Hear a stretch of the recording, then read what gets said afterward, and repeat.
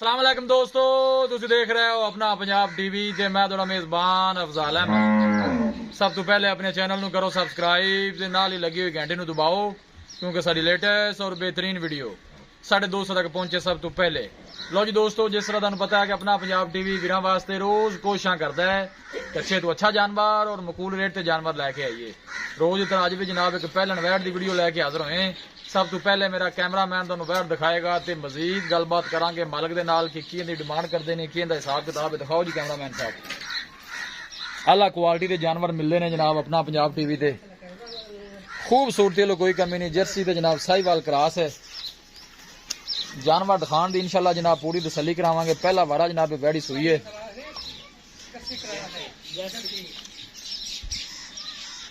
चौके टोड़ जा थोड़ा जगह।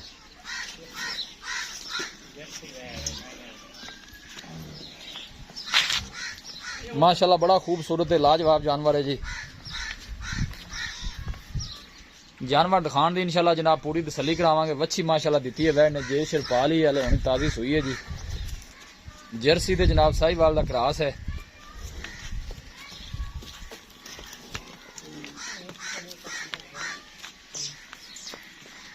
पहला वारा जनाब वैड़ी सुई है। थन माशाल्लाह बड़ा खूबसूरत है।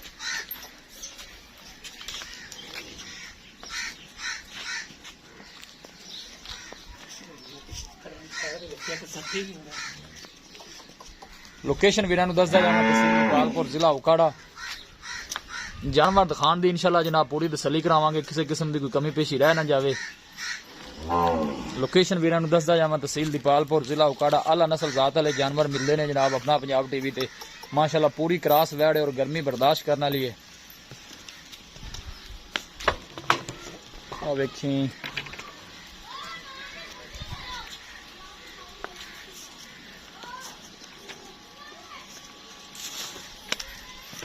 बल्ला चलो तो वापस किले थे।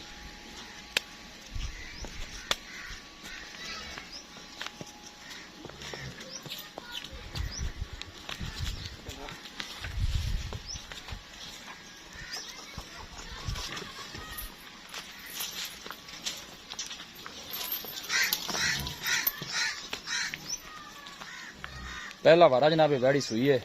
क्रॉस माशाल्लाह बड़ा मजबूत है। इंदा ने वच्छी दी जनाब नाड़ वाले नाल खड़ा है।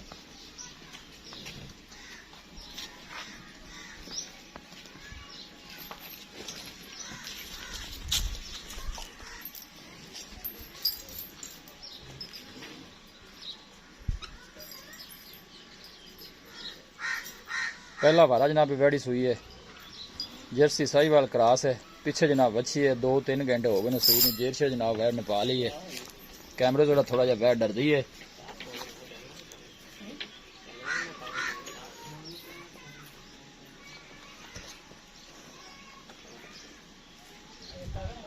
माशाल्लाह बड़ी कद शान वाली वैड़ है जी। पहला वारा सुई पहलन हो के माशाल्लाह कद शान बड़ा आला है और पूरी माशाल्लाह क्रॉस वैड़ है।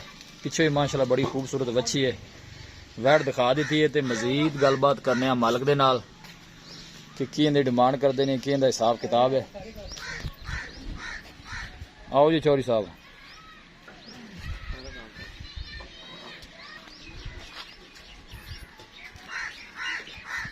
अस्सलाम वालेकुम जी। इधर लाओ जी भाई। चौधरी साहब की हाल है? अल्लाह का करम जी, ठीक है। तबीयत से ठीक है? शुक्र है जी। ये जी वैड़ आपा वहाई है जी। हां जी। ये जर्मन ते पक्का सुआ कितना? पहला सुआ जी। पहला वारा सुई है। मुंह चु किवें है जी? मुंह च दोंदी हो सही है।